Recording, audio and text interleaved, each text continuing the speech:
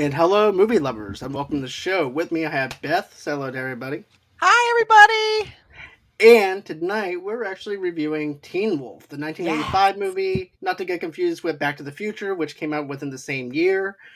And this is actually hands down one of my favorite movies, even though Michael J. Fox was really uncomfortable wearing the Teen Wolf's makeup and stuff like that. As a matter of fact, he complained about it in his biography in the 80s and stuff like that too, saying how uncomfortable it was and things like that.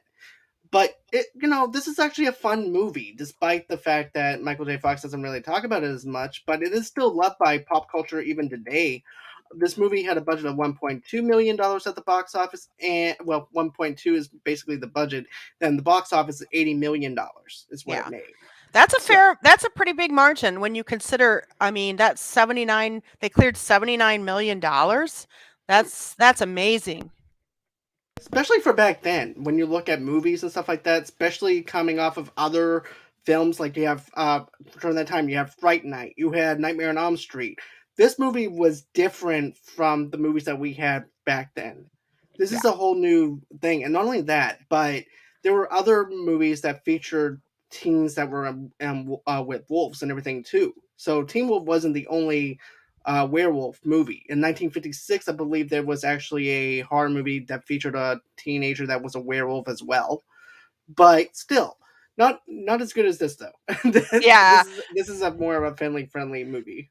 Yeah, this was very family friendly, and it was, I mean, it is really I think it did a lot of the things that teen comedies were doing at the time, like the silliness, the lightheartedness, which I'm not even sure that you have a lot of today in teen movies that kind of just Mm-mm. it doesn't take itself seriously at all, but it's funny and it's fun, and you leave kind of being kind of happy. And one of the things I love about this and 80 movies in general is like it all leads up to that like magic moment where something really big happens, and even though you know you're going to have a happy ending, you're still like, come on, go, go, go. Like during the basketball game, that was, I mean, there's a lot of tense moments even in there, and even if you've seen it 100 times, you still kind of get that yay feeling of, win, you got to win, you guys have to win. Exactly. And, Scott is basically just an average 17-year-old kid who's a student who is sick of being average, living in the small town in Nebraska. His only claim to popularity is playing for the Beavers, which is an awkward name for back then, is the Beavers. Of all names, it's not the you would think with it being Teen Wolf, it would be like the Wolves, Yeah, something they more, should have been. but Beaver, I mean, especially when all I can think of is the Naked Gun movie, and the woman and Elvis Presley's daughters get putting the beaver up because, oh, nice beaver. So that's all I could think of. But but it's completely innocent. I mean, they're not trying to be dirty or anything like that. But it's just ironic at the fact that they would actually call this basketball team the Beavers, The while Beavers. the opposing team is named the Dragons. Go figure. The person that's bullying Michael J. Fox's character is named the Dragons for the Yeah. opposing team. Yeah. So yeah, We actually have a high school maybe within an hour of here that are called, they are the Beavers. My son played them in tennis. but speaking of the Beavers, they're not really all that good at basketball. As a matter of fact, they have a bad losing streak, which is why you see bleachers that are empty, kind of like my high school in football. Because our football team always lost our homecoming dance, and then we would go ahead, not homecoming dance, but the homecoming football Game. game, and then we would go to the dance and celebrate that we lost the Yeah. dance. So I'm Yeah. like, yeah, this doesn't make any sense. But basically this is what happens. So after that, after his love interest in Pamela Wells, even though she is dating his rival Mick, who plays for the Dragons, like I said, an opposing team, who tends to bully Scott on the court, completely oblivious to the affections of his best friend Booth. He constantly rebuffs her advance due to their He history together. rebuffs Boof. He rebuffs Boof. You see, he was rebooting stuff before rebooting was actually cool, you know? But I like Booth, though. I Booth did was too. was such a great girl for Scott. It's just that Yeah. Scott was so blinded by the beauty of the popular girl and wanted that Mhm. popularity. He just didn't know the cost of what it would be to be popular and understand what it would be like to be popular. Yeah, And and it could mean losing his friends. I loved her. I thought she was great, and immediately you're like, "You need to be with her. What are you doing? Why do you wanna date the girl who's probably sleeping with her teacher director?" That was a weird storyline. Yeah, you know what? I know it said that this was family friendly. Maybe not that good, that close to being Yeah, a but you know family what? It was friendly. so it was subtle. So you really, if you were a kid, you would have never picked up on how weird that was. And even I'm not Right. even sure with like when I saw it in the 80s, I'm not sure I totally fully let me say this. Today you couldn't make a film that had that storyline, but back then there were a lot of them. But yes, Brandy, I definitely liked this film as a kid as well. This is actually hands down one of my favorite films, like I mentioned before. But yeah, I didn't pick up on the whole thing of the popular girl sleeping with the teacher or anything like that when I was a kid. I was just thinking, okay, this is for plot. I just want to see Scott run Yeah. up and down the basketball court and shoot some hoops, be transformed into the wolf. But I Yeah. like the slow transformation of that though. Yeah. You have the opening scene where Michael J. Fox is playing basketball. He's up against his rival, which is the Dragons. They wind up losing the game off the 3 pointer. Then they are disappointed from the loss that they have. Mhm. Then you wind up seeing Chubbs trying to cheer him up and everything inside the locker room, and then Miles comes in with this overhyped ass and just like, hey, what's going on? Hey, I know we lost, but there's gonna be a party coming up over here, and guess who's gonna be throwing guess who's gonna wind up getting the beer? It's gonna be me. So that might be the worst impression. It sounds like the Sopranos busting up No inside judgment the here. shower. But yeah, Yeah, he's the ducky of this movie, isn't he? yeah, he's very much like the Ducky, but also too Richmond High, the stoner guy in Richmond High. If you think of Scott, think of the stoner guy because he Oh, had yeah, what what's was the his name? I That know was Sean Brandy was will that help me Sean out. Sean Penn? Was that Sean Penn's character? I think so, but he was the stoner dude. So Spicoli. Magoli, yeah, if you Spicoli. Biscoli, because think of it like this: he was the stoner dude in Richmond High, right? So they were trying to get Michael J. Fox to play that role. Were they really? Yeah, they were Oh, going to I try and didn't do know that. that. Or make no.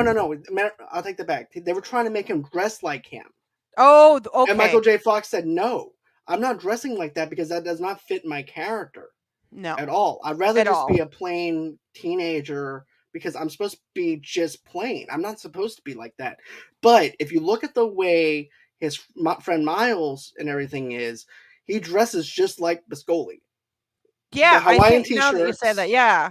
He's Yeah, like the stoner dude that surfs on top of his van, which is a that's very funny. Miscoli thing he would do if he was in this movie in Can you Richmond High. is that something that can be done? Like, do people really do that? I was watching that and I'm like, I guess people really do that? Do they do that? I mean, I've seen this on the news where people attempted it and they died from yeah, I trying was to gonna attempt say it. falling off of it, the Yeah, top. That seems so scary. Well, I know the whole time I was like, no, but I guess there was that scene of Footloose where they had like the somebody like between two trucks. That seems more stable, but right, I was just like, I don't know but that was a good scene. I liked it. I thought it was pretty clever, and right. really that was kind of like I guess they didn't really do scenes like that much. Like where when people would get wild and crazy in 80s movies, they weren't doing things like van surfing, so I thought that was pretty clever. Right, I thought it was very clever scene. It's something that we haven't seen before in teen movies, to be honest Hmm. with you. I Yeah. love the Beach Boys. I know that we talked about the music and Oh yeah. everything being Music. corny, but there's just something iconic about Surfing USA and seeing that iconic thing being played Yeah. out because who doesn't try to do that as a kid going on top of the monkey bars or something like that on that octagon and try to do something similar to that Yeah. as a kid Yeah. and listen to Surfing USA by the Beach Boys. I Yeah. know I did it, but Yeah. The Beach Boys in the 80s were not cool though. You have to remember. So, just to put it into context, the Beach Boys in the 60s and 70s were very cool. They had kind of a low point, and I think like Jesse from Full House, I think John Stamos sort of made them cool again, but for a while there it was like, no, not cool. No, no, because John Stamos was like, the Beach Boys Yeah. and everything. And so Yeah, he would go yeah, on ahead, you know. But anyways, what's your thing about the scene with Miles coming into the locker room and then trying to cheer them up? He goes, "Hey, easy, Chubbs. I know that you're hungry and everything. Here you go." Yeah, But a little bit he of has bullying his. there. I like the quirkiness of him though too. Yeah. He's more of a Begoli with ADD, I'm who's just all over the always place. I'm always drawn to characters that are just a little bit on the edge or a little bit like live outside the norm. So I thought that was a good fit for Michael J. Fox's character. They like kind of were so different that I think it made them like quite good friends. And I think Mhm. that like having that sort of comic foil was good. And so like having him in that scene was funny because it's like, well, first of all, like why are you in the locker room, dude? Right. You're not on the team. Easy, and he's like, "Easy, Scott, easy. I'm And here just then to tell you yeah. about the party that we're gonna be having And then the and next everything." thing you know, he's making Scott buy beer.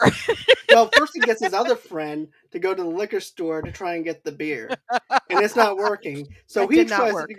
He goes, "Never say die." So he goes inside the store. The old man goes, "Look, I'd like to get a keg of beer. How much?" And he goes, "Well, that'll be $50. I'm not going for verbatim, but he goes, that'll be $50." He goes, "Great, my man, great. But I need to see some ID first." And he goes, takes the money back, goes back over there, and his friend just looks at Miles. He goes, "Never say die," and then they roll off.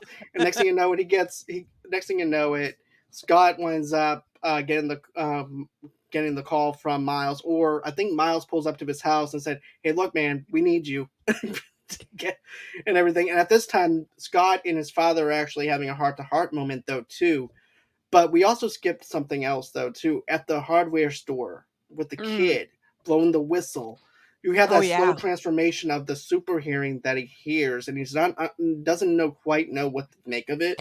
Yeah, because because already at the beginning of the movie he's transitioning, but we know it as the audience. He doesn't know it. Nobody else knows really what's happening. So like there's those kind of like little hints that the hints like with the you hear like a kind of a groaning at one point, and he kind of gets a headache, so something's going on, and you can tell by the title of the movie what's going to happen, but he doesn't have any idea what's happening. And so when he hears that whistle, he's freaked out because he doesn't know what's going to happen. He's like, I No, what is this? And his dad, I guess, wasn't paying that close of attention to the cues at that point, because we know afterwards later on that the dad is a werewolf too, but we right. don't know that during the scene with the whistle at the hardware store. No, because also that's also another thing. Scott is actually working part time for his father, who owns the hardware store in this little small town in Nebraska, which also reminds me of the hardware store in Poplarville, though. Too, at one time in the '90s, we did have a little hardware store that reminded me of that store, Oh yeah. and so it has like a little bit of homage deal for me to have that in there. But Scott goes over to the kid. The kid shows him the whistle. He's looking at it clueless. He goes, "A dog whistle." And so he doesn't put anything together. He puts it away. And then it goes in, of course, with him and his dad having a heart to heart conversation, which I forgot what the context of that conversation was. Oh, it was about his mother Oh yeah. dying. Yeah, that's how we found out. That's how we find out. I think that scene was meant to show us, their relationship, which was a nice one, and then to find out what happened to the mother. But I will say, John, too, that I came from a small town that had a little hardware store, and I remember, going to the hardware store with my dad to get the screws and get the hammer and whatever he needed, and it was really the same feel. Right. And it's just like that old school way of doing things, calling the hardware store up. It's like, "Hey, look, I need some roll of duct tape. I need." If Dexter was around during that time, he would want to get some clean parts. That's all I'm gonna say. But he would call up, "Hey, look, I need some supplies." Michael J. Fox goes over to see Dexter, and Dexter goes, "It's a shared universe in my world." But You got Dexter on the brain today, Well, we do an huh? after show on Mondays, but Yeah, I know. I anyways, saw but that. still, I'm just using examples. But I just think that I love that whole style of a little small town, and they're using the this local store like other small towns would do. And of course, Scott goes on ahead and delivers that over to the um, theater department over in the school, and you can tell that he really wants to try out for this part, and he wants to quit the basketball team so he can be popular because he thinks being a theater would actually make him popular because he's with the crush that he wants to be with, and they're making fun of him and things like that, especially when the director is being rude as hell to him, the teacher. Yeah, yeah, He's like, yeah. "You delivery boy, off by set now." He goes, and he goes, "I'm the hardware guy." Oh, come with me, come on. I just get such a kick out of that because I'm like, dude, it's and I don't mean to like talk down about it, but it's he took his job very seriously. Let's just say that. Yeah, But I mean, and and then that girl Lori, was that her character's name? Lori. She was the yeah. worst actress too. She's like, I don't know what happened. Like her terrible Southern accent and Oh, her Pamela like is her name. Pamela. Her name was Yeah, Lori. The Pamela actress's name was Wells. Lori. Yeah.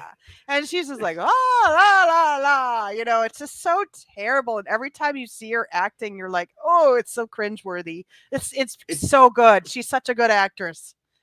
exactly, and also too, uh, and of course, Finstock is actually the basketball coach I and things loved like him. that. He's such a good character He for Scott. is. He is, and I mean, it must have been really hard to play somebody so deadpan, and like, especially when you're in a comedy. I don't know. It would be interesting to get his take on playing that character. But I thought he was one of my favorite characters actually in this movie because he's just so like does not give a shit. No, he doesn't care that they're winning or losing, No, no, and he you can didn't. Neither definitely did tell. the assistant or like his assistant coach didn't care either. He's just like whatever. And then of course he winds up changing his mind and then scoring it. And then of course this is also where he's scoring the keg of beer with Miles. And then Miles is like, "Hey, uh, I'm gonna get inside the van with you and everything." Whenever he winds up going ahead and scoring the keg, but the way Scott scores the keg is just funny and comical because, and also a little bit scary though if you're in the If you're the 80s guy watching taking this. the money, right? Right. But he goes into there. Miles hands him a water gun, thinking that if he hands him a gun, the guy will hand over the keg and everything. So he goes over there. He goes, "Look, I need a keg of beer." Just talking in his normal voice. And the guy goes, "Nice try, sport." I just told the other guy. He goes, "What's up with you hoodlums? All you want to do is try and get it over on me and everything. And I already know what kind of people that you are." Next thing you know it, he goes, "I want a keg of beer." And then all of his eyes start glowing. The guy is just about to have a heart attack and shit in his on his chair. He winds up handing Scott uh, the keg of beer. Then that's how they wind up scoring it. But did you know that in the trailer they just used his normal voice, but kind of dubbed it in the trailer? And then when you saw, yeah, I didn't know that either until I started watching this thing on YouTube before the show, and they were going through it. As a matter of fact, the name, if anybody's actually curious of where I got my information at, is from Minty Comedic Arts, and he was breaking it down on different things, and he said that they used two different things here. They dubbed it with his regular voice, and then of course whenever the actual movie came out, it was had that dark, evil, sinister voice that we know. Hmm. That's interesting. I did not know that. But I mean, I'm glad they used the sinister voice in the movie because I think that it was good. It was a good time for that. I mean, the way that they sort of built up like him becoming the wolf was good because they would just do those little things like that that give you like the cue and and I I hadn't seen the movie in a very long time, so when I saw that scene again, I was like, "Oh, I kind of forgot about that. What happens now?" And then it was like, "Oh yeah, he's going to get that beer." Most definitely. He winds up getting the beer and everything, and of course, that's when that we wind up seeing Miles. He goes, "Hey, I'm gonna ride with you." And the next thing you know, he puts on the Hawaiian shirt. He has those '80s sunglasses on. Yeah, those sunglasses were so popular back then, and the Hawaiian shirts, and that's when he does the van surfing, right? It's that scene, right? Back to the party, and it's the party's at Miles's house, correct? I can't remember. Yeah. So I think that well, it was funny though when he goes into the house and he's like the house is full party mode by the time they come back with the beer. I'm like, well, they already seem to have plenty of beer here because there's a lot of people at that party. You're on mute. On mute. You're Well, on mute. remember, Miles said this. He said, "I got the keg." He goes, "Kegs are over there, man." And there's like a line of Oh kegs lined yeah. up to the door, pretty much. It's like, why did you have to spend so much time getting that keg then? It was just funny because I'm like, usually when you're hosting the party, it doesn't start before you get there. Exactly. I don't know. I thought But that I was think it was really that good. I don't know whose house it was. I think it might have been the ball bags place, though. I think, Oh, which really? may Okay. I For some reason I thought it was Miles's house. I don't know why. I But did then I too, was but like, I think it makes more sense for it to be a mix. I think yeah. no, I don't know whose house it was. If you think Yeah, I about it, guess it doesn't really matter. It doesn't because really. because Mick does show up with the ball bag does show up with Pamela. Yes. So therefore it's not his house, so maybe it is Miles's house. But anyways, they are actually doing the 10 minutes in heaven drawing, Yeah. and so happens to be it's rigged because Miles is trying to help his friend Scott out with scoring with Pamela, which is something that is a loyal friend would do. Yes. And so, of course, Pamela's not into him or anything like that because she winds up getting Scott's name and she trades off with Booth's. Yeah. And that's how Booth and Scott winds up in the same closet together. And, at that point, Scott just feels awkward because he grew up with Booth and everything. And they're locked inside this closet and everybody's waiting for them to come out in like 10 minutes. And so Booth wants to make the move. She doesn't care. She wants Scott. Yeah. and She's pretty clear from the very beginning.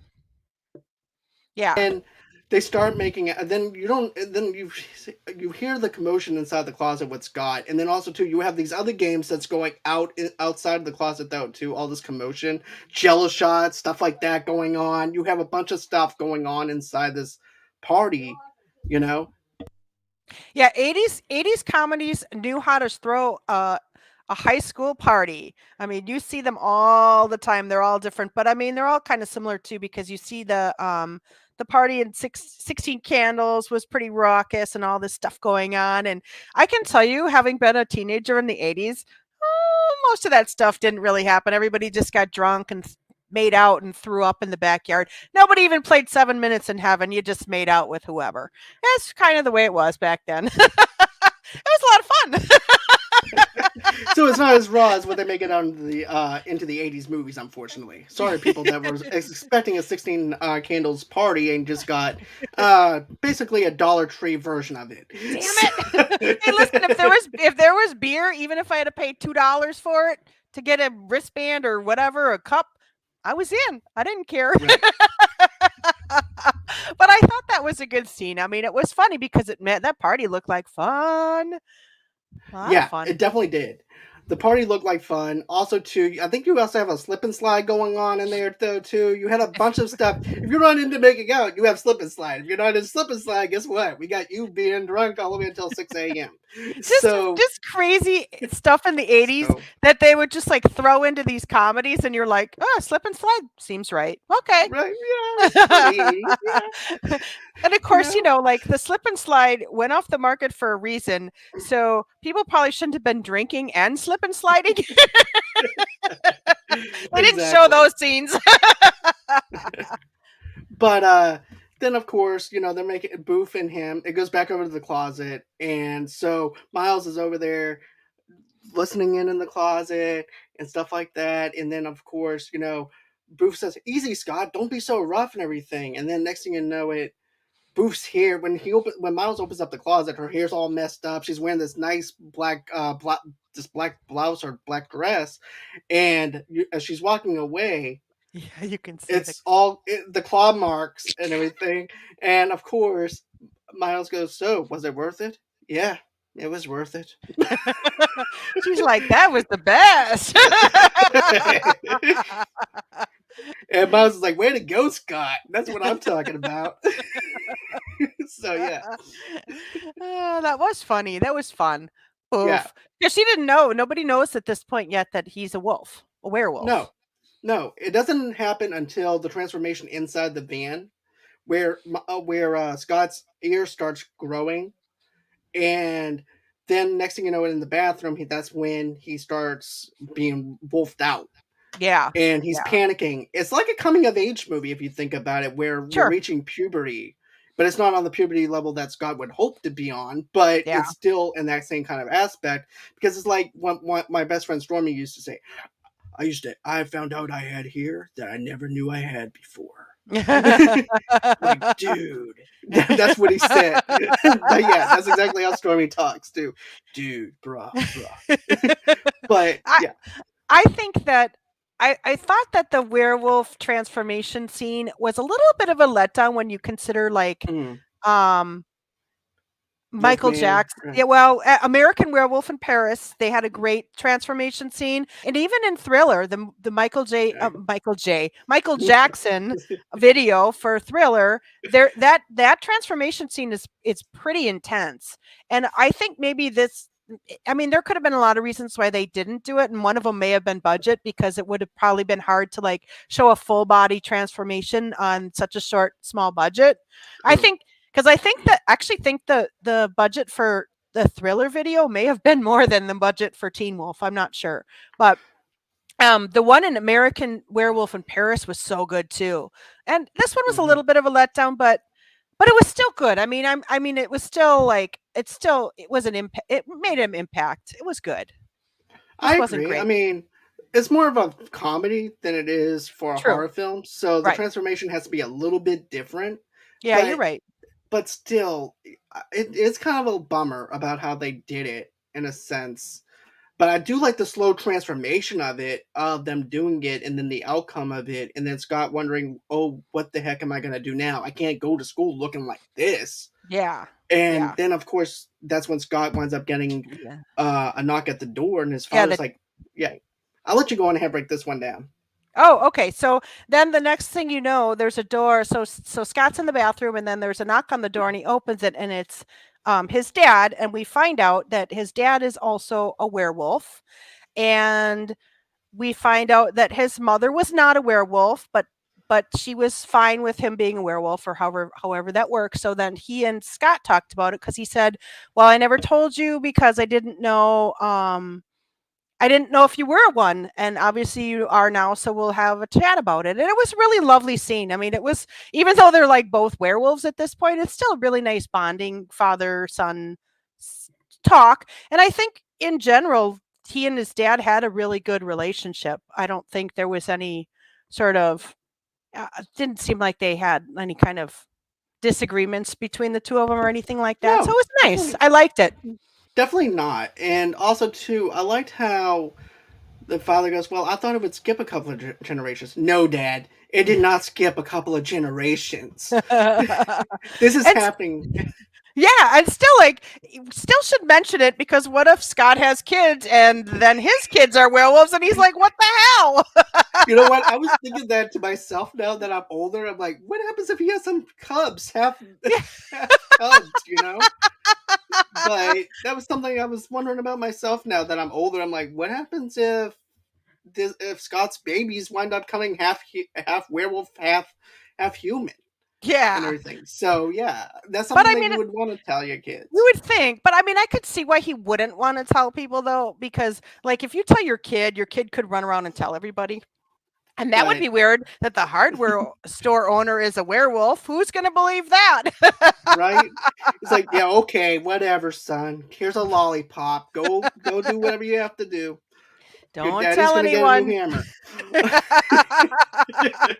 Don't blow the whistle. Whistle. Literally. But you want to know what's funny though is there was a scene that was deleted where I think it was after Scott and Booth are walking each other home, and there were supposed to be these dogs that were supposed to be chasing after him, Ooh. and they cut Was it out. was it, you mean when they were walking home at the beginning of the movie or walking home at, weren't they walking again at the end? I can't remember. They They walked were a couple of walking. times. I think there was like two or three different scenes when they were Yeah. walking together. Did you see the But deleted scene? well, it's also part of the clip out on the YouTube channel that I Oh, okay. mentioned. I'll send you the link after this. It's just Yeah. very interesting because I never knew that, but they cut it out because of the fact that it felt like it was too horror, had that too much Really? of a horror vibe to it and stuff like that, and so therefore they cut it out. But basically, after he winds up dropping Boof off at her house, and after he walks her, she goes in, and the next thing you know, it these dogs come out of nowhere, and he's supposed to be chasing Scott, and Did so yeah. did you think it was too horror? What did you think of the scene? To be honest with you, in a movie like this, I would think that they want to keep it more of the humor built around Scott Miles and have that drama of him trying to overcome this whole entire deal where he's a wolf and stuff like that. So I don't think that they needed to have it in there because it'd be too obvious. Because it's like, okay, why are these dogs all of a sudden just coming out of the neighborhood chasing after this guy when he didn't do anything to them Yeah. in the first Yeah, place? I agree. I mean, this movie all the way through was lighthearted and silly and Hmm. funny and fun. And I And think adding any too much serious stuff in there wouldn't have worked, I don't think, that well. also, too, Scott wanted to hide his presence from the public eye He and did. everything too. And so to have the dogs in there, it would have took audiences out of the movie and stuff like that, and it goes against Scott's character as well. Yeah, that makes sense. That makes sense. Yeah, and But then yeah, no, go ahead. but there's also this. I forgot to talk about this other scene before the transformation though too, where basically he's in the classroom and he's sweating. He doesn't understand why he's sweating, and then you wind up seeing the principal giving him hell as Oh, the well. principal, yeah. He was such a douchebag He to was a Scott. douchebag, and we don't know why until towards the end of the movie. Right. Or is it when that father-son talk happened? I can't remember when we find out what It what was later on, a little later on, I it think. was after Scott runs out after basically basically after Scott runs out of the gym, Oh, and yeah. and then he has then the father has a confrontation with the principal and says, "We'll talk about this when we get home. When you get home, Scott." Yeah, that's right. So there's actually a little bit more to that scene though too that I'm going to bring up later on too, that they cut out Oh, I can't wait. I with can't the. wait. But yeah, there's a little bit more to it that I want to talk about and dive into. But you know, but I feel like the principal's a total ball bag to Yeah, Scott. he's a jerk. But he has to be. That's another 80s sort of comedy trope thing. If there's a principal, they're always kind of the bad guy. And I think this one was right up there with the best of them. Right. But so he goes down to the this basement area in this bathroom, and you see him sweating. You see the ears, and then of course the teeth, and then this transformation stops because he gets interrupted by the principal. The principal winds up being a total butthole to him, and then he winds up walking away. And then that's when we see a piece of hair inside the sink, and the principal's just looking, and we don't know why he's looking the way he's looking. But now, once you wind up seeing it later on, you understand why he's looking at it oddly instead of Yeah. But I thought that scene was actually a little bit of foreshadowing on what we're going to get later on. Yeah. Oh, cool. Yeah. I mean, I just think that he's such a jerk. And I'm like, oh, this guy's a bad guy. But you don't know why the first time you see it. You figure it out later. We learn later why. But the principal's a good foil. And he often is in these teen comedies. The if there is a principal, it always seems like they're never really No, pro student, or I don't know. It's just kind of the vibe back then. But that was just kind of the 80s. The principal at your school was the guy in charge, and that's not necessarily the case today, but back then it was, and you didn't always like that person because they're the one that has to discipline and stuff. So exactly. And then, then of course, once again on the basketball court, Scott is actually feeling the pressure from the rival team again with the Dragons, and then he winds up transforming into the Wolf. And the thing that I'm surprised about, even though E.T. was a family movie, this is actually a family comedy movie.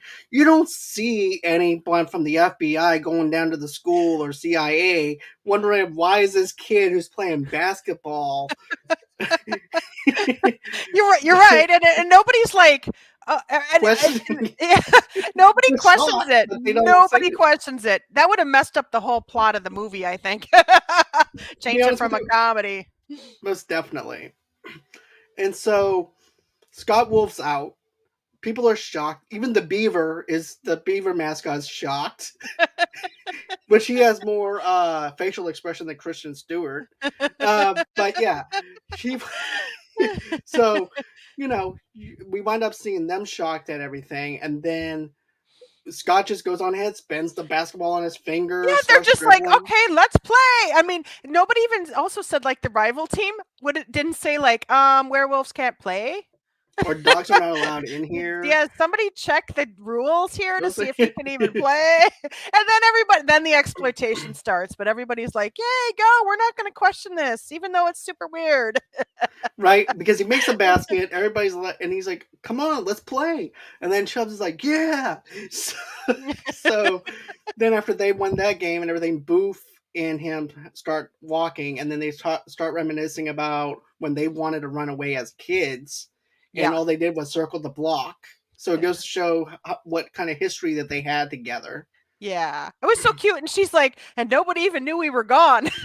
I And they thought were that was afraid really to cute. cross the street. They were afraid to cross the street is why they kept walking around in the same neighborhood. It was so cute. That was one of my favorite scenes because it was just so sweet. There was just such a nice little moment between them. It I was. It liked it definitely because was. I And liked Boof. I do too. Boof is definitely one of my favorite female characters when you're looking at the 80s movies and stuff like that. The Yeah, which dynamic reminds between me, right. yeah, we have to do Real Genius because there is the best female character in that one. That one's Val Did, Kilmer. But I just did you thought of her because Boof reminds me of that character. did you know I never seen that movie? Well, you're going to see it because we're going to Good. review it. Okay. It's a great movie. You will not. I'm not kidding. You will love it if you like 80s teen comedies. It is probably one of the best ones that you've never seen. Okay. I'm looking forward to it. So you heard of this here first as a little teaser. So Hmm. We just had to pick a um date. I sure will. I'll definitely do that. So basically, Booth also asked him, "Hey Scott, have you thought about going to the spring dance?" And he's like, "No, I thought about asking Pamela Wells." She goes, "Well, Pamela don't even know you even exist or anything. What makes you think that she's going to go out with you?" And then, Scott's defense is up because he feels like he's being attacked by her, but it's really the truth. She's just being truthful to him, Yeah. even though there might be a little bit of anger towards him because of the fact that he doesn't want her. He wants Pamela, which I don't get. Yeah, I She's don't just a either. plain Jane. But Yeah. and then of course after that plays out, the next day he's trying to audition for the play, Hmm. and he's horrible at acting. He is. Well, he's about the precedent that everybody else has in that play. I mean, Pamela is terrible. Mhm. Terrible. And it's hilarious. She's so funny. But she tries to sell it, but she's overacting, Oh, and the and with director, that southern drawl, she's like, yeah, "I do declare." She sounds like who's that? What's that character from Bugs Bunny or one oh, cartoon? Who always, "I do I do declare. declare." But yeah, then you have Scott who goes, "I'm gonna burn the village and take a," It's and Scott is just way out of place with it. It's not even funny. And the director's like, great job, Wolf, great job. I'm like, what? Yeah, He I doesn't know. I care was because like, he knows this is like Hollywood producers and Hollywood directors. Great job, you suck, but great job. But you know what though? You're a famous person. Everybody wants to see the wolf. You're gonna yep, sell tickets. Guess that's what? This is gonna be a sellout venue. that is So exactly right. He hired him because he knew that he would sell tickets, which is what kind of happened with the whole basketball thing too. Except for that, I don't think the coach ever really cared that much. no, But whatever. no, he's like, whatever, whatever they want to do. Kids are Yeah, gonna do whatever they're gonna do anyways. Might as well let them do exactly. it. Yeah, and then But everybody, but then the stands were filling up at the games too. So I mean, it worked. well, technically, I wouldn't blame the school for that one because there's like a Mhm. sense of innocence with that. But I Yeah, do blame the school for giving Scott an A, maybe when he didn't deserve an A, and he was showing it off to Pamela and stuff like that. He was getting everything he wanted, even whenever he was with the beer and beer can, doing it with his teeth and stuff like that, ripping it open with his teeth and everything, which is totally a cliche thing in the '80s, oh yeah. something they would do. It's such a trope. I loved it though. It's Me too. fun to like look back at that and just it's just all just in the name of fun. But the exploitation of him being in the play and on the basketball team as the wolf and then the dance and all, got to be the wolf. It's the wolf. What did they call it? The wolf spring wolf dance or wolf dance? I forget what they called it. I think they call it the spring wolf dance or something Something off weird the. like that. And then Boof is like, "You have to go as the wolf, otherwise they're it's like, dude, I don't know. But It at is this so 80s. point, right, and also too at this point though too, Scott is being an egotistical person. He's becoming the person, his rival, the Yes. person that he hates the most is who he's turning into, Yes. and he's hogging the ball. He's not giving Chubbs the ball or anything like that. And Scott's just having a good time, like Poison, ain't nothing but a good time, Mhm. and and everything's fine in Scott's world, but he's not looking at his friends on how they want this supposed to be a team effort. And one person goes, and even Chubb says it. He goes, "I thought we were supposed to be a team." And then one of his other team players goes, "Well, we're winning games, aren't we? Yeah. So why can't we? So we shouldn't really be complaining." He goes, "Yeah, but I want to do something too. It shouldn't just be revolved around Scott and his wolfness or anything." Right. Yeah. And so there was that feeling of unfairness that people are starting to get. It kind of comes slowly, but then it's kind of there, and then the resentments sort of start building up, and that's sort of when you see the fragmented friendships sort of happening and things like that.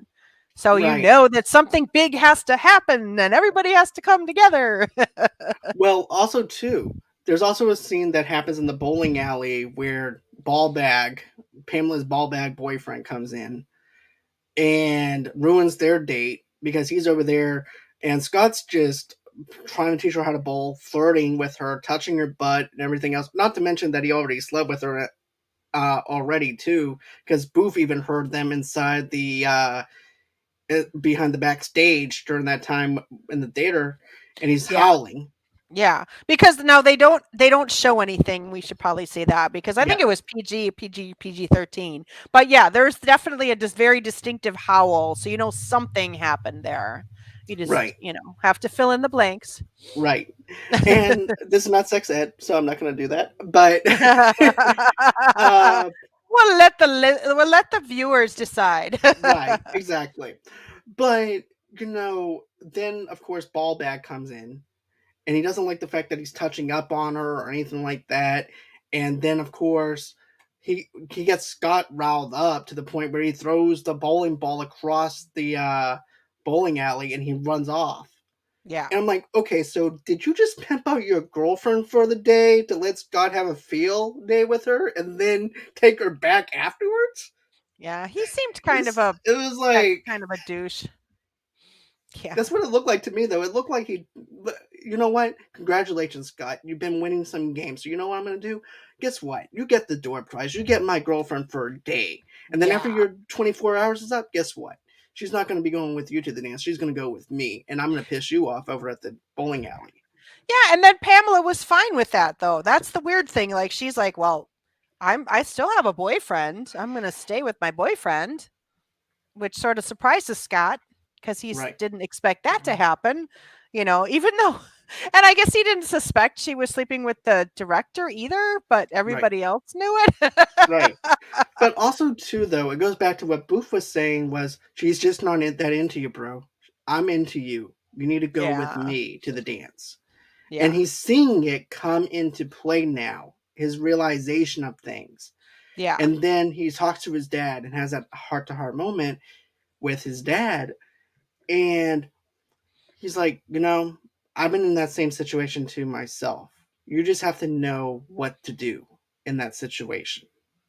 And that was all the advice that he gave him. Yeah. And then And go ahead. no, no, no, going ahead. Oh no, and I was going to say, and then so then he makes the decision to not wolf out for the dance, Right. and And everybody's not happy about that. oh yeah, okay, the name of the play was Werewolf Cavalry Man. That was the name of the school play. Like they changed the whole play for him to have. Wasn't? Did he just have the one line? I feel Yeah, like they changed the whole name of the play for him to have that one line. You they know what I did. mean? It's like they had the whole They changed the dance. It was the title wolf and they dance. changed. Yep. And then also too, when Scott does come to his senses and stuff like that with the school play, he decides he's going to go on ahead, go as himself, and then he realizes that he's being used by other people and stuff like that Yes. too. Miles is the only one who's not really being hurt by anything. He's just selling merchandise, making money off his friend. He doesn't care. He was 30 years ahead of his time. He had the Right. merch. He had t-shirts, he had the buttons, he had everything ready for Today, Scott. yeah, today he'd be like the guy behind the wolf who would be an influencer.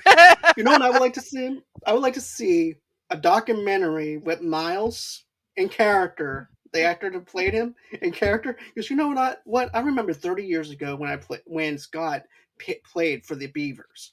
I remember the time when I sold over $1,000 worth of merchandise. Look where I'm at now. Yeah. I would like to see something like that. It would be really clever to like make like a pseudo doc of Right? with all the characters today. Wouldn't that be cool? That That would would be be cool for that's like a a great idea. That'd 30-year be fun. reunion. Yeah, I Right. mean, I think that would be kind of that's actually really clever, John. I like that idea a lot. I might have to think about how to reach out and do something, you know? Right? I think that would be really funny.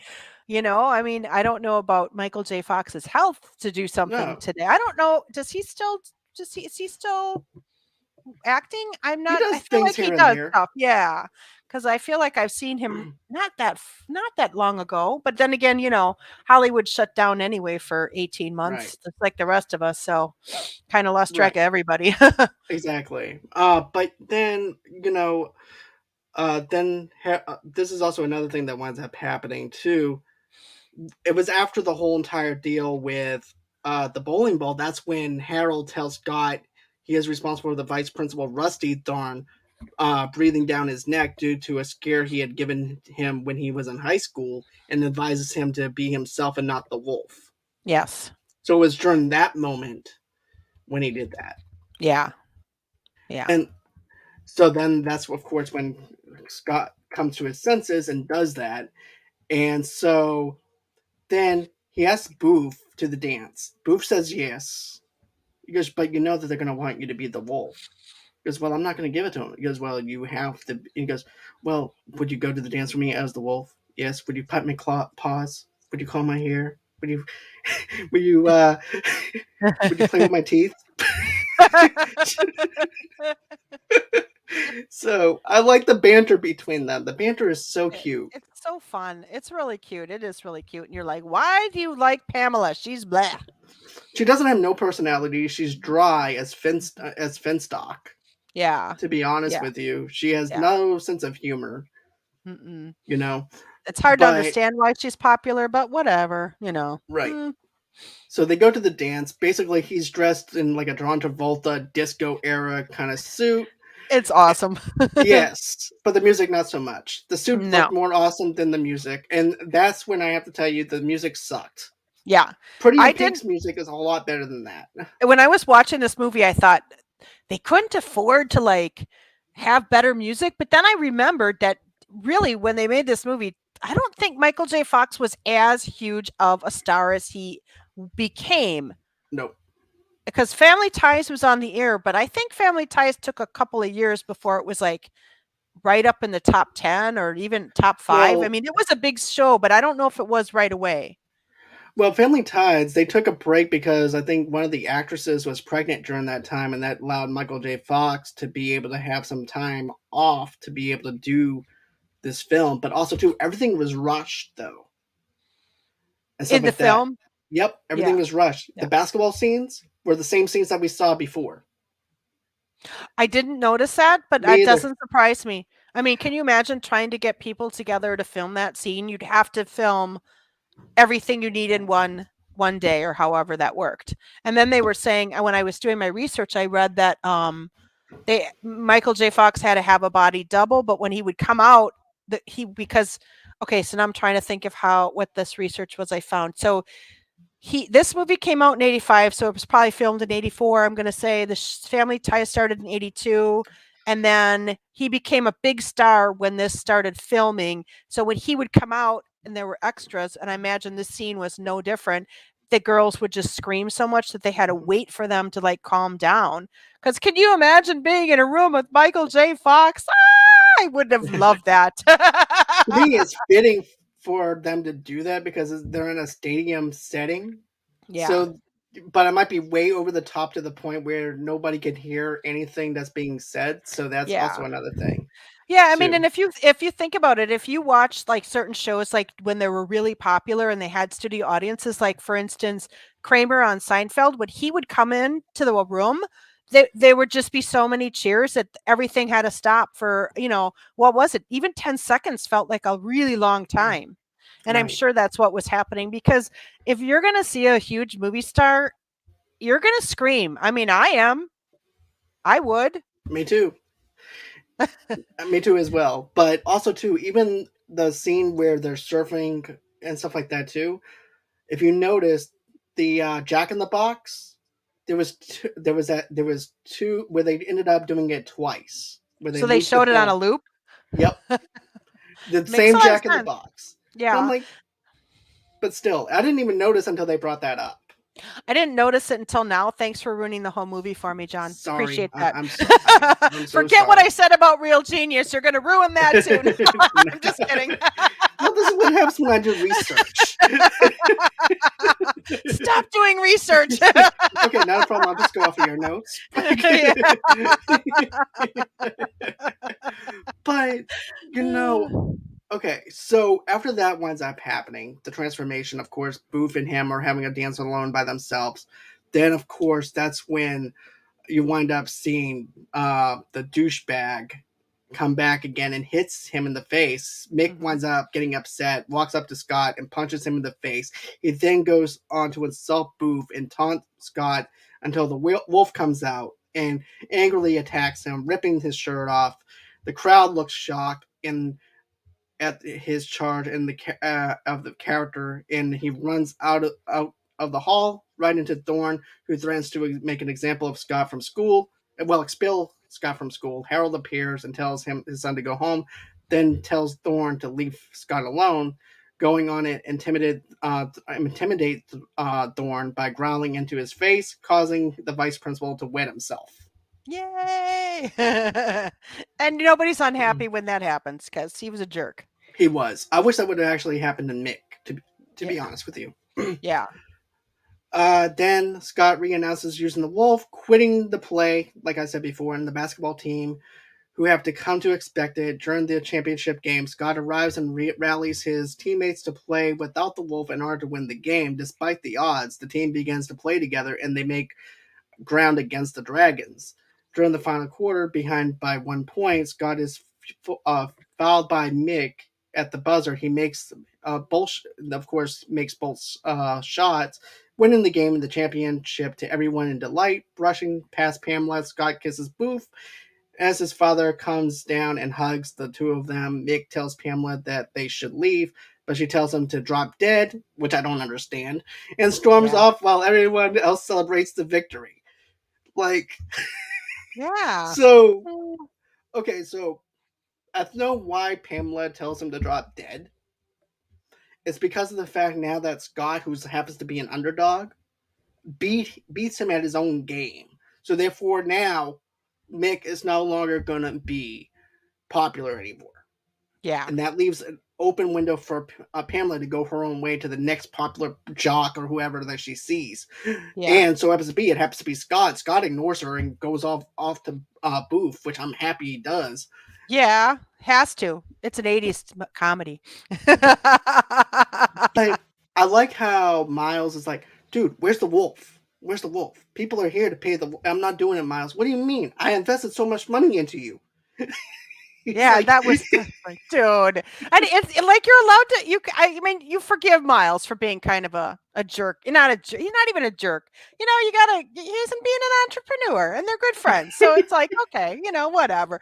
But right, one thing I noticed, like, I mean, obviously it's a werewolf comedy, so that there's a lot of plot holes, but didn't anybody want to think through the fact that this was an absolute losing team, but they made it to the championships after winning like one exactly. game? They And all really they are play the are the underdogs. dragons. Yeah, they only play the dragons. I just thought that was like, okay, well, whatever. It's a great movie. I don't care. But I just thought it Right. was funny. I thought so too. They didn't do anything else but play the dragons. And most championship teams don't have like zero, like, what is it? Zero, however many games they played. They lost every single game Single until like game. the week before. That's a redemption story. It's like, you know, know what? We have. But let do me tell not you something, question the plot. right? But let me tell you something else that was actually funny though. There was an extra on the set at the very end of this movie, right? So if you notice, whenever Scott's dad gets up to give Scott a hug, there's an extra behind him. The extra forgot to zip up his pants. No, I didn't notice that. That's Yeah. hilarious. So that's another thing that winds up happening. And then uh, there was supposed to be more stuff that happened outside with Scott and his father having that heart to heart moment, like I mentioned before. It was more giving him a layout of what he went through in high school and having that sharing that moments with him, which to me needed to be in there more and be fleshed out a lot more, in You my mean with opinion. the relationship with the principal, or just the dad's general experience of high school, or The both? experience of high school and also the experience with Thornton too. Yeah, I mean, I think that would have been good. I mean, and it wouldn't have added too much time to the movie either, in my opinion. It wasn't that long No, of a movie, so they could have done that. And I kind of wish they did, because I like the dad. He just was hardly in the movie at all. I wish he'd been in it a little more. right. And I just want to give a big shout out to James Hampton, who played Harold in this movie. His father was so heartfelt. It Yeah, felt like a general connection between Michael J. Fox. And I yeah. love that chemistry Yeah, it was between good them. chemistry. Yeah, I agree. I agree. Michael J. Fox seems to have a lot of chemistry. I don't know if when in his movies, he really has a lot of chemistry with every single one of his co-stars. Even on Family Ties, he did. And so I don't know if that's acting, or if that's something he generally is like in real life. He just Hmm. seems to like people are drawn to him. But I mean, that's one thing you really see a lot in all of his movies. Oh, guess what else? Want to know another fun fact? I do. Okay, so you know how the Back to the Future neighborhood is, where his Marty's mom grew up in, where, Yes. uh, and then you wind up seeing his dad spying on her, with being doing the bird watching supposedly. So, anyways, that's actually the same neighborhood that they used for Back to the Future, and that's the same house that they used for Marty McFly Really? for his mom. Yep. Oh, that's really cool. I didn't realize that. That's very cool. So That's that's awesome. another little tip of the hat. But this movie was also named several other movies in other countries though too. They called it Teen Teen Wolf Back in Time or something like that too, Hmm. Do you because of think Back to that the Future. I was gonna say, were they trying to like make some kind of connection there, because people might Yeah. not have otherwise known it? Do you know, John, when they filmed Back to the Future and when they filmed this one? Because they came out so close together. Did they Okay. film them back to back, do you think? Okay. This one was released August 23rd, 1985. Yeah. Back to the Future was also released in the same year, That's And summer. right, it was in the summertime, and I'm gonna get that information But because I'm also curious. I'm thinking though that like Back to the Future probably had a lot more post production, just because of all of the sci-fi and all of the you know flying cars and stuff, Right. and so Okay. they probably had a lot of special effects to do post production. Okay. My question for you is, when do you think this movie was released? Which one? Back This to the one? Future. No, Back Back to to the the Future. Back to the Future was 1985, right? August of Right. 1985. Yeah. July 3rd of 1985. Okay. July of 19. Oh yeah, they probably summer blockbuster. That makes sense. And guess what? And a month later, August 23rd, 1985, Teen Wolf was released. Yes. So I wonder how they which one. I bet they filmed Back to the Future first because I bet it took a long time post production. Yep. Teen Wolf would have had some post production too because there was a lot of there was not Cosmetics and stuff. yeah cosmetics and stuff like that. And then they with the filming of the double, so they would have Right. had to come in and do the body double scenes with that actor who did all the basketball because apparently Michael J. Fox was not a natural athlete. Right. Of course. But Can't be um everything, Michael J. Fox. so, I've been doing uh my stuff for the trivia stuff. So, let's go on ahead. I wanted to go into your stuff a little bit. Ooh, I think some of the what stuff that I said is the same stuff. I don't. I think you did more research than I did than on this one though. Who knew a 20-minute YouTube video would actually help me out? Right? I mean, you So, think about it today, you can get a lot of information from the right. YouTube. Exactly. So, Teen Wolf Facts. This is what Beth pulled off. Family Ties, the TV show, first aired in 1982 to 1989, became the second rated show on TV. While Fox was filming Teen Wolf, like you mentioned, it took longer to shoot scenes because the female extras would scream when Fox came out on film. So that's something that you also said as well. James Hampton, who plays Fox's dad in the movie, auditioned to be the basketball coach. That was something that I wanted to mention too, which to me wouldn't have been a good fit for him. Not at all. I think that's why they moved him to the father because I don't think I'm he would have glad. done. I don't think he would have been. I don't think he would have been as endearing as the coach. No, definitely not. And also, too, another thing that I want to mention is the fact that the father, the actor, didn't want. He hated the cosmetics for the werewolf. He I hated bet. that. He said it was a nightmare Can as you well. imagine how uncomfortable that would have been and just how long it would have taken? Because they really were head to toe. I mean, Exactly. at least the full face and arms. I don't remember if they showed the dad from the waist down or anything, but just the hands. I mean, that would have been itchy and hot and uncomfortable, and the prosthetics on the face. It would have been really, really unpleasant. Definitely. And also, too, I want to mention this. Did you know there was an animated TV series? No, I did not know that. Yeah. And get this, this only lasted, it was on CBS for 2 seasons from 1986 to 1987. Townsend Coleman voiced the role of Scott Howard, with James Hampton reprising the role of the father. The Oh, okay, series that's cool. Yeah, the series retained the basic premise and most of the characters from the film, but made changes to the story, such as Scott attempting to keep his werewolf identity secret from the general public. It also featured new characters, including Scott's grandparents, voiced by Stacy Ketch Sr. and June Foray, and younger sister Lupe. But let me just tell you this, though. This is how stupid the cartoon is. He's supposed to be hiding his identity, right? Because he doesn't want anybody to know that he's a werewolf, right? So guess what? He's in a town where people are curious about werewolves. Well, that makes sense. Yeah, and he wants to keep his identity secret. I'm like, okay, so is there any other human being besides Scott and his father who's werewolves? Yeah, right. And trying to hide out in a town that is curious about werewolves, who also probably wants to hunt werewolves. So that doesn't make any sense. No, it doesn't. But then again, it's a cartoon, so what are you gonna Right. do, right? Right. But I'll just do one more from your list. Fox starred in many other box office hits, including The Secret of My Success, which is actually one of my favorite 1980s films, by the way. Great. Bright It's a Lights, great Big film. City, Doc Holly, which is also another one that we're going to be reviewing pretty soon. Yeah, you and I are gonna review that because I just saw that again. I love that movie. Doc Holliday is hands down one of my favorite Michael J. Fox films, Yeah, aside from My and it's Secret of My Success. it's got Bridget Fonda, who I loved, and she doesn't act anymore. She's retired, and she was so good in that film. It was a really good film. I liked it. I will tell you that The Secret of My Success, I went on my first date to that movie, and that was the night I had my first kiss. Oh. Yes, very exciting. It Nothing didn't like last.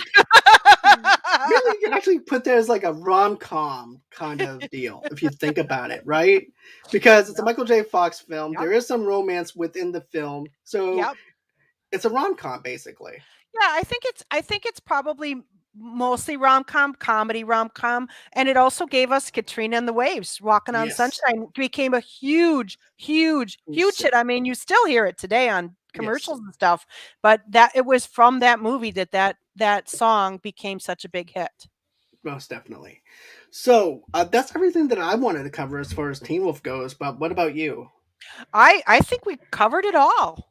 Okay. I liked it. It's a good film, and who doesn't love Michael J. Fox? How do you not? He's such a good actor, and he's so cute, and he's just an seems like a really nice person. I love that movie. He just seems like a down to earth person that I just He want to really have coffee does. with and just chill with, to Oh, be honest right? with you. I know. Michael J. Fox, come on the show and talk to us. Right?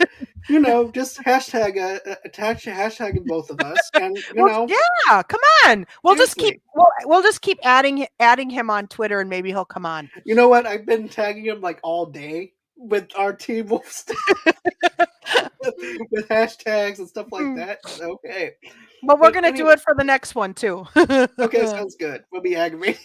He'll probably block by the time we're done with everything. Who are those But two weirdos? They're kind of nice. They seem funny. it seems fun. I think I'm just going to tune into the live chat. This seems safe, If he tunes in, he better come on. right? Come on, MJ.